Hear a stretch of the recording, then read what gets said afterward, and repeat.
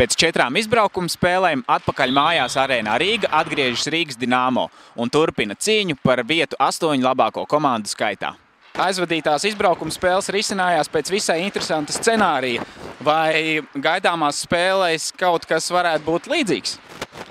Nu, cerams, ka nē. Cerams, ka mēs iesāksim labāk, jau neļausim pretiniekiem tik tālu atrauties. Jā, jo jebkurā gadījumā, ielaižot 3 ripus, atspēlēties pēc tam ir ļoti grūti.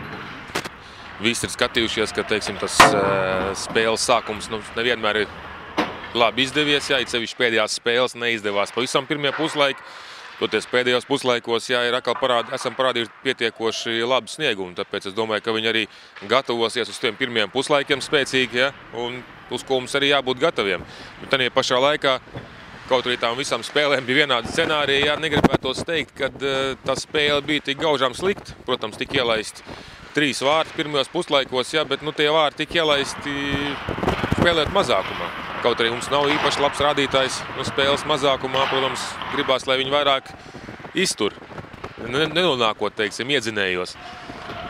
Bet tā spēle pat pa sev tik slikta arī nebija, un prieks ir par to, ka komanda raksturu parādīja, ka atspēlējās.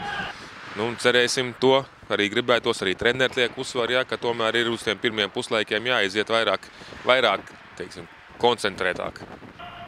Aizvakar Minskā KHL zvaigžņu spēlē Jāgra komandas sastāvā spēlēja Marcels Hossa un Sandis Ozoliņš. Labā noskaņojumā ir arī iepriekšējā mača uzvaras vārtu autors Lauris Dārziņš, bet kā komandas otrais vārtsargs šodien spēlē tiks pieteikts Ervīns Muštukovs. Vai ir kāds ārpus strīpas šobrīd? Ir mums nelielas traumas.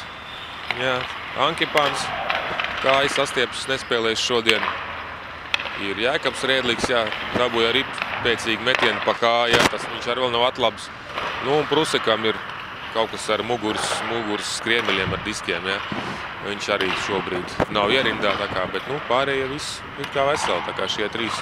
Šī vakara pretinieks Dinamo Minska. Šī būs jau 4. savstarpējā komandu tikšanās šajā sezonā. 2 pie panākuma tikuši minskieši, vienreiz tas izdevies arī mūsējiem.